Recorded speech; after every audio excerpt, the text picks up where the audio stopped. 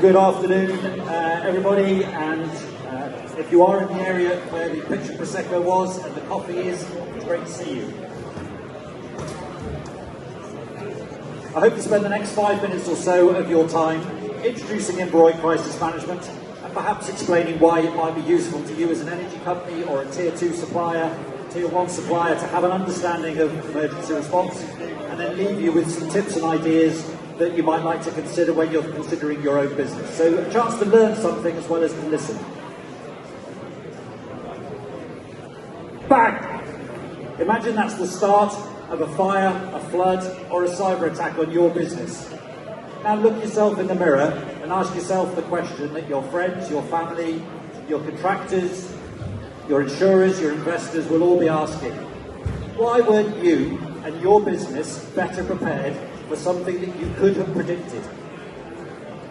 We all know that this happens all the time. And you know, when you look at the news, it doesn't matter whether it's 2 days ago, what if it was your colleague flying to Australia that had the turbulence on the Singapore Airlines? Do you have a plan for how to look after them and how to bring them back from that situation? Well, that's what we're trying to talk about today, and to give you some ideas of things to consider.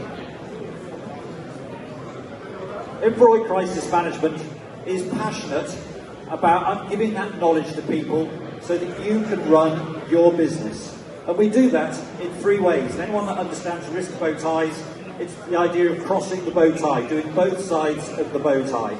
So on the one hand, we look at the safety and risk management, the left-hand side of the bow tie. What are the issues that you've got? What can we understand and mitigate so that these events don't happen? We also then take that and say, well, if the worst does happen, how do we make sure that we're ready to respond and recover for the worst that might happen? And against all of that, from a resilience perspective, if you're sending your people around the world, do you have a secure way of doing that so that you're maintaining and delivering that duty of care and giving them that support that they need? But I just want to spend a couple of slides giving you some things to consider and something to take away. So firstly, what is a crisis? And in all of our lives, we understand that there are emergencies, and there are incidents, there are crises. Whether it's you going on holiday and you forgot to take your Gore-Tex when you're going to the west coast of Scotland, or whether it's your business and there is a change in the dollar price or something significant. But a crisis tends to be about scale, duration, and impact. It's big. It's going to derail your business. And all that effort you put in to growing your business, the second mortgage, the long hours, could be a threat. So when you're thinking about what do we need to do, it's not the nice stuff, it's not the easy stuff, it's the worst case scenario. Are you ready? And the goal that we're trying to achieve, this looks like a spider's crawled across the slide, apologies, but if you can see on the y-axis on the left, severity. At moment 0, everything's fine. It then gets more severe as the incident takes place. And then you make a decision that we're going to enact the crisis management team, we're going to do something about this crisis. What we're hoping is that by good crisis management, it drops off and it's rapidly controlled and the situation recovers. All too often, it goes horribly wrong, poor decision making under stress, lack of knowledge of your systems, and it gets worse. And instead of it going downhill, it goes up and follows the red line. That's what we're trying to avoid. So my penultimate slide is something for you to consider, something that is really simple and might help in both your daily life as well as your business life. And it's something that I picked up nearly 30 years ago, started my military career, and it's something called battle procedure.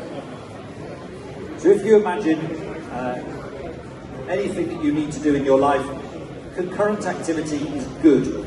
So you don't wait for something to happen, you get after it, you arrange for, oh, hang on a second, let's get that started whilst we're also doing this. Let's get concurrent activity, so you're doing 2 or 3 things at once. Anticipation. If you've got a crisis, if you've got a mass casualty event, what do we need to do? Well, we need to warn off the hospital. Okay, I anticipate that there might be a need to do that, so let's get after it. We're anticipating so that we're able to respond quicker and more efficiently. knowledge of the response system.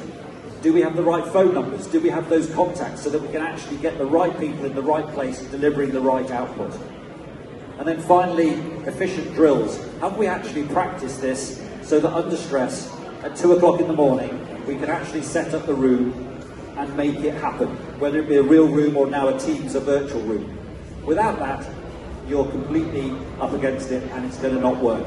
So the idea of the mnemonic cake, we all love cake, it's very easy to remember, but when you're thinking about your own teams, just remember, have we instilled in the people that we're expecting to turn up and save our business this idea of, are we delivering concurrent activity? Are we doing 2 or 3 things at once and doing it well? Are we anticipating what next? Have we got those resources in place so that when they're asked for, they're ready to go, rather than, yeah, I didn't think I'd bother. Do we know what we're doing, and are our drills efficient? Are they practiced and going to work? Thank you for your time. If you'd like to come and talk about any of that or anything else that we've showed on the offer slide that I showed at slide 3, please come and speak to either myself or my colleague Rona. We're on stand 36. It would be great to see you. Thanks very much indeed for your time.